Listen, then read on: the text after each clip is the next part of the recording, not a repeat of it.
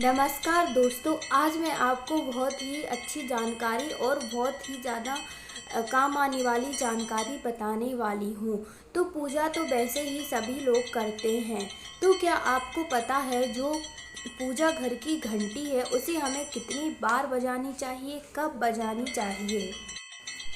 तो आप जान लीजिए, अगर आप इस चीज़ में आप रोज़ पूजा करते हैं और रोज़ ऐसी ही गलती बार बार करते हैं तो कितनी बड़ी हो सकती है ये गलती। तो इस वीडियो को एंड तक ज़रूर देखें, तभी आपको समझ आएगा और तभी आपको गलती पता चलेगी और आप गलती करने से बचेंगे। फिर देखना कि कैसे आपकी किस्मत चमकती है जब आप अपनी गलतियों में सुधार करते हैं।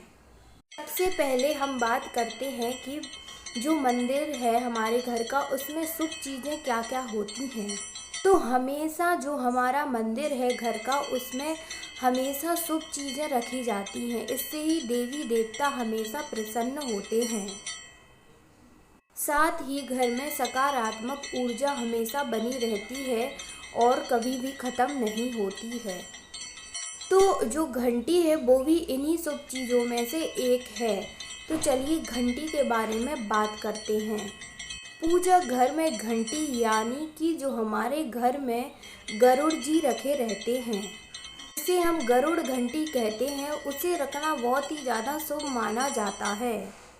अगर हम मान्यता के अनुसार बात करें कि क्यों हम घंटी रखते हैं, तो इसका एक बहुत बड़ा राज है। क्योंकि इस घंटी की आवाज़ से जो हमारे घर में बुरी शक्तियाँ होती हैं, हमारे मंदिर में जो बुरी शक्तियाँ होती हैं, वो हमेशा के लिए घर से बाहर निकल जाती हैं और नकारात्मक ऊर्जा भी निकल जाती है और अच्छी ऊर्जा उत्पन्न हो जाती है हमारी। और जैसे ही घंटी की आवाज़ हमारे घर में गूंजती है तो उसमें एक सकारात्मक ऊर्जा का निर्माण होता है, संचार होता है और हमारा घर नकारात्मक ऊर्जा से हमेशा के लिए मुक्त हो जाता है। अगर आप डेली ऐसा करते हैं पूजा करते समय, जिससे मन शांत और हमेशा खुश रहता है।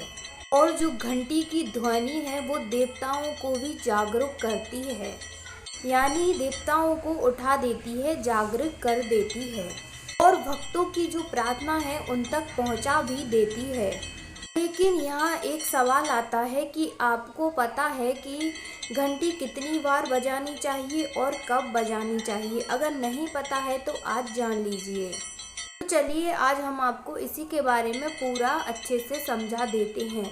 तो सबसे पहले आपको घंटी बजानी चाहिए। तो सबसे पहले आप घंटी प्रवेश के समय बजाएं। जब आप मंदिर के अंदर जाते हैं तो आप द्वार पर घंटी बजाएं।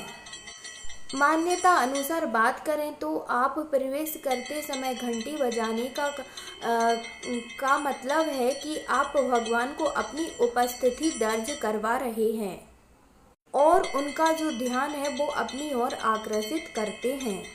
और ये एक तरह का भगवान को नमस्कार करने का भी तरीका है।